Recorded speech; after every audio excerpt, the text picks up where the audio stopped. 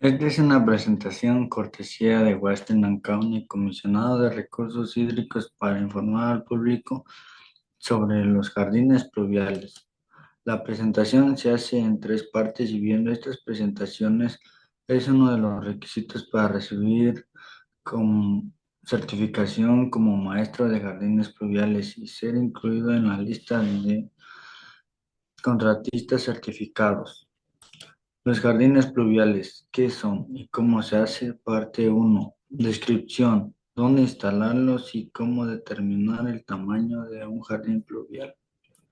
Estamos hablando con Lisa, quien trabaja en el programa de medio ambiente para el Comisionado de Recursos Hídricos. Lisa, por favor, explíquenos qué es un jardín pluvial y por qué se hace. Sí, básicamente es una pequeña cuenca de poca profundidad donde llega el agua pluvial que corre de los techos y otras superficies impermeables, tales como la acera o la entrada de coches. En los jardines pluviales se siembran plantas perennes nativas que tienen raíces profundas con el propósito de ayudar la infiltración del agua al suelo y también las mismas plantas utilizan el agua para su crecimiento.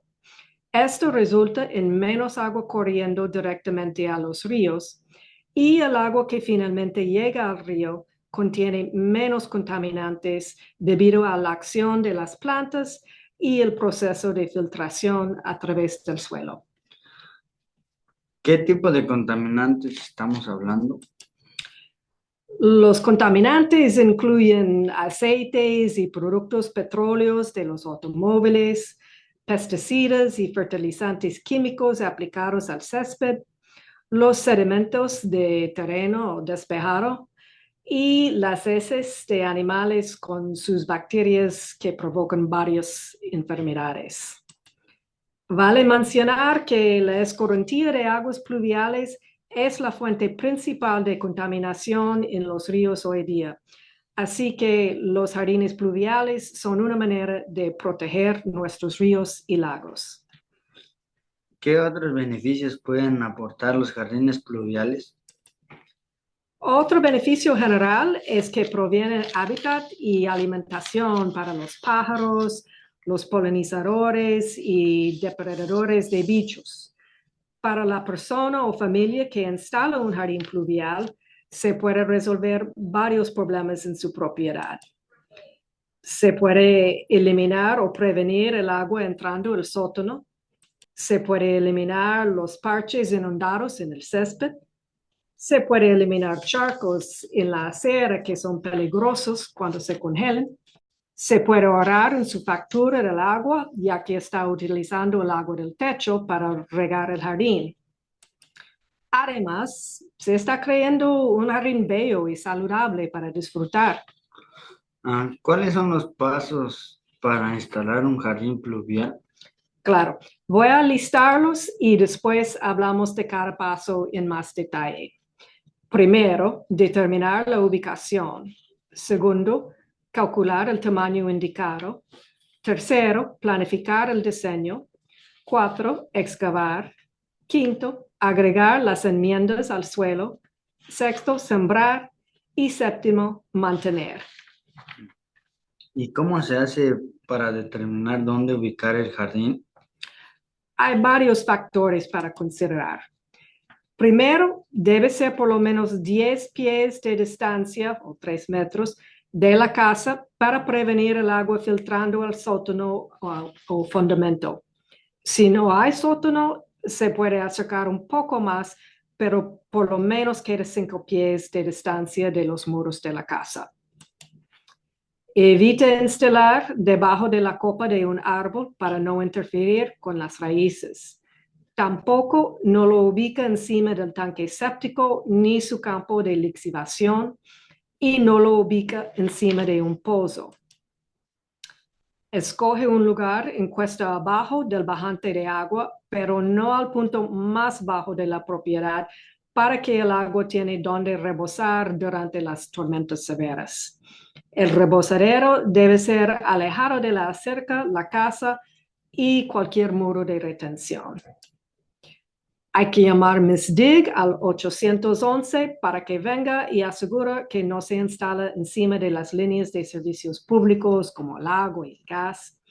Por supuesto, también debe evitar tubos de riego o líneas eléctricas privadas en la propiedad.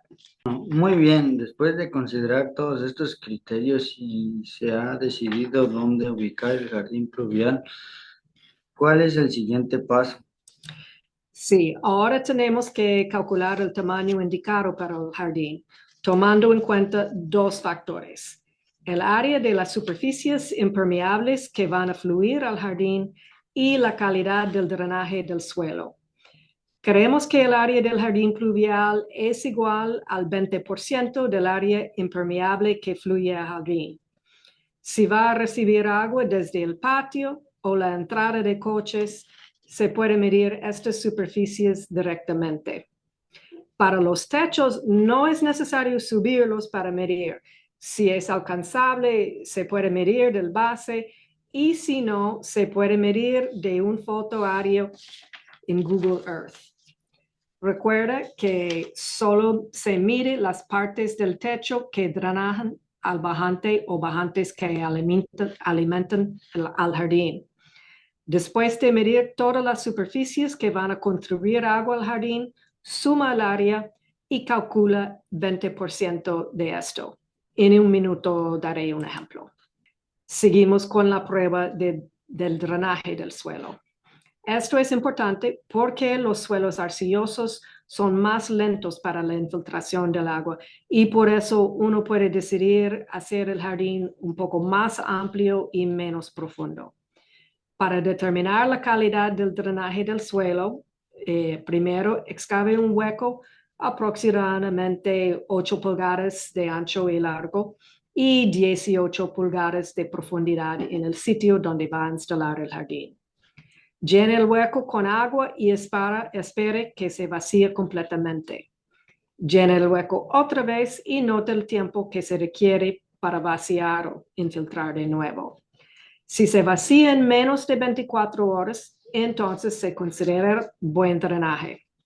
Si requiere más de 24 horas, entonces el suelo es bastante arcilloso y debe considerar hacer el jardín más grande en área y con menos profundidad. Y con esta prueba de drenaje del suelo, ¿qué pasa si hay lluvia en el día antes o en el mismo día? En el caso que ha sido una lluvia de suficiente cantidad que se nota que el suelo ya es saturado de viaje, entonces puede ser que no sea necesario llenar el hueco una segunda vez y tomar el tiempo de drenaje desde el inicio. Pero en la mayoría de las circunstancias van a necesitar saturar el suelo con el primer llenado y rellenar para medir el tiempo. Ahora, ¿nos puede dar un ejemplo de cómo calcular el tamaño? Claro. Digamos que se va a instalar un jardín pluvial aproximadamente donde se ve el círculo rojo para infiltrar la escorrentía proveniente de la parte del techo y la acera colorados en amarillo. Esta parte del techo se midió con la regla en una herramienta en Google Earth y se determinó que el área es 950 pies cuadrados. La acera se midió directamente y tenía un área de 50 pies cuadrados. Entonces, el área total impermeable que drena al jardín es 1,000 pies cuadrados. Para calcular el 20% de 1,000, multiplica por 0.2. Resulta que el jardín pluvial debe medir 200 pies cuadrados. ¿Qué se hace si el área disponible no es suficiente grande para caber el tamaño indicado? Muy buena pregunta y la respuesta es: hágalo de todos modos. Instalando un jardín en las dimensiones posibles siempre va a ayudar, aun si no captura toda la escorrentía.